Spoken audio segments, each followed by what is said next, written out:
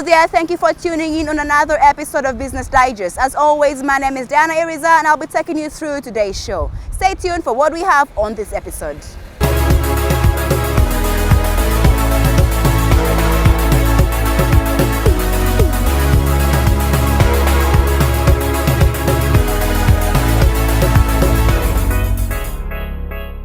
Now join me on our very first story as we look at the discussions that were carried out between the Private Sector Federation of Rwanda and the business operators here in Kigali, especially importers, to look at the challenges they face and how they combat these challenges with an aim to enhance trade amongst African countries. Have a look. The challenges on of importers in Kigali for the last few years, they have been losing money. Normally in business you lose money because of high competition. You lose money because of various reasons, challenges in cost and so on. But this time, the reason for this meeting, we found out that people have been losing money because of unfair competition.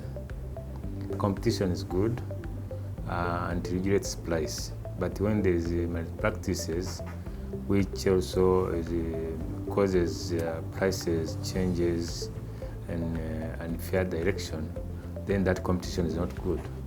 Because someone will sell less weight at low price, that you cannot call it competition. It is actually killing the market, it is even killing the economy. So we heard of this, we called business people, we discussed, and we resolved to come and even announce it where there are many people, so that the practice can be stopped. People talked, but the people who talked said they are going to stop the habit.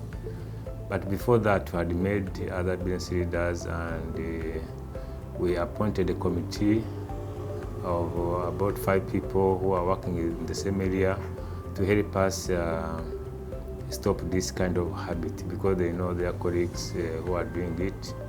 And some of the solution is that in case somebody persists and they continue to do this kind of malpractice, we may end up asking importers not to supply him with goods. That's one, but if he continues or we fail in that kind of thing, we shall have no way else out other than informing police, Rwanda Investigation Bureau to also help us stop this. This is a practice locally, it's not a practice elsewhere. But of course, when we talk about this practice, also some importers, some exporters from other countries exporting to our country, they also may practice such kind of practice. There are several examples, like let's say in steel, if say 1 bar of steel is supposed to be like 12 meters, you may find it is 11.5. Because you are not going to measure, you end up selling it as 11.5, but you buy it as 12 meters. Other areas like steel in building materials, like nails. People who are going to build their houses, they just go and buy 50 kilo bag. But if you want to measure it, you'll find it is like 48 kilograms.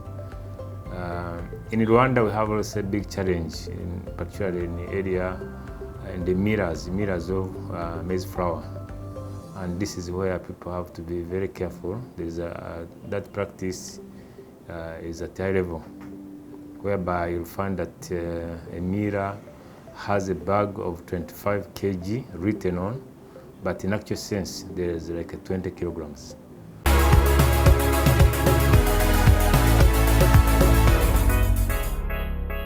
Minimally invasive surgery to strengthen the capacity of the surgeon here is part of the biotechnology. And the biotechnology in general are the skills that can be used to address any problem in field of life sciences.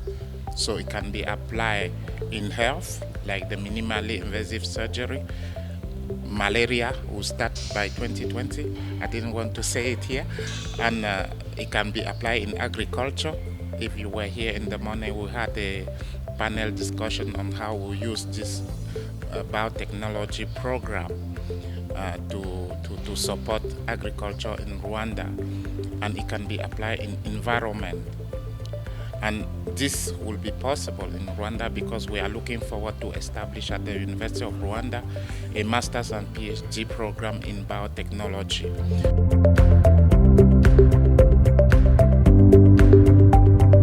This event we're organizing here is a conference which is combining the minimal invasive surgery conference and the third Rwandan Biotechnology conference. So it is the first time we are organizing this minimal invasive surgery, which is even the first time on the continent. These two combined two themes, they came from our initiatives with collaboration with my colleague, Professor Jacob Subui from Belgium. We wanted just to bring together scientists and surgeons for this program of minimal invasive surgery to share the knowledge, especially here for during the presentations that are happening, and also sharing the knowledge on hands-on, because there have been also other concurrent activities happening in the hospital where patients have been operated using this technology, the minimal invasive surgery. So our expectation is huge. So we are expecting that after this conference, the knowledge that we have been shared here will be transmitted to others. That's one. Secondly, as we are now training people, especially surgeons and also biotech scientists, to apply the knowledge. So we expect to have change, especially for patient management, also for diagnostic from the lab, the biotech lab.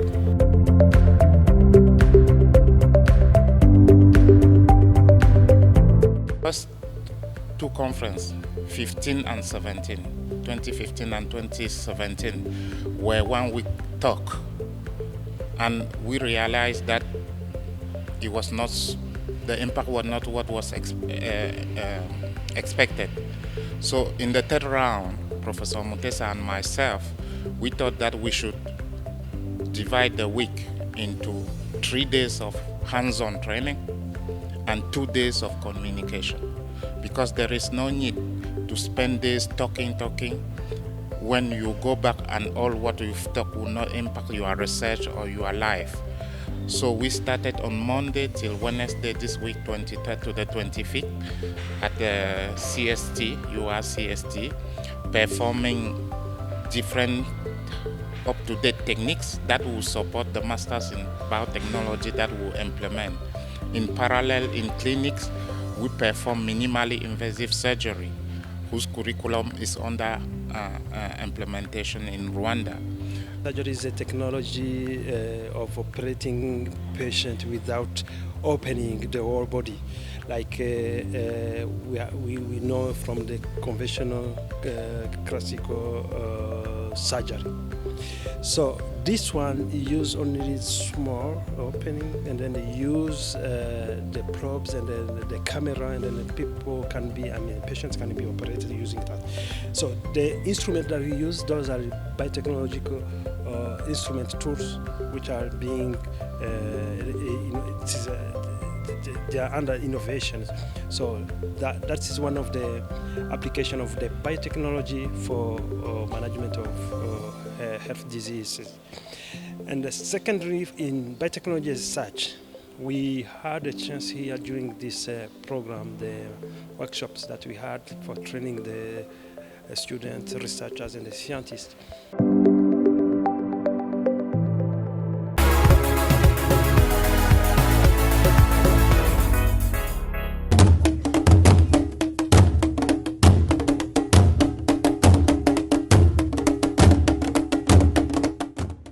Over 100 artists, exhibitors and government officials from Rwanda were in Dar es Salaam, Tanzania to take part in the regional arts and culture extravaganza known as Jumuiya ya Afrika Mashariki Utamaduni Festival. The 5th edition of the festival was under the theme Cultural Diversity, a key driver to regional integration, economic growth and promotion of tourism. Rwanda was represented in 4 categories in the carnival. Private sector federation showcased different made in Rwanda products, which included food processing, textile and garments, jewelry, as well as traditional indigenous medicines. Rwanda Development Board also attended the event as the Festival of the Year quoted tourism as one of their objectives, and that is also an advert of the Visit in Rwanda campaign.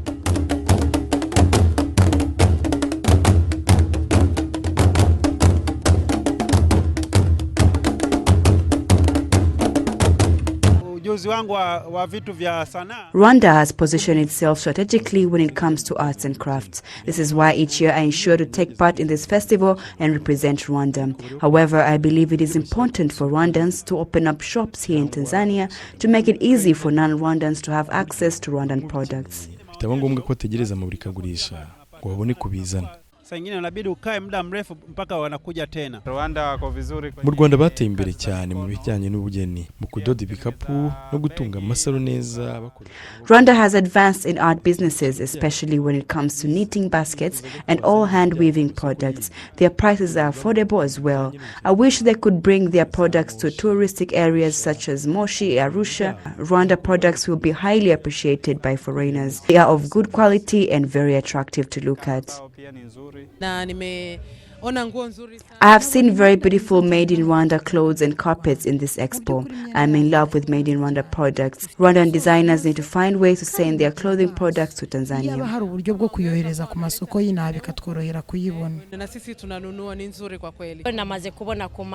I have received many orders already. Baskets that are worth 2,100 francs, toy boats that are worth 1,100 francs. The Rwandan government and the Tanzanian government should collaborate so that we can sell more of our products here. There is a wide market for made in Rwanda products here, even in Kenya.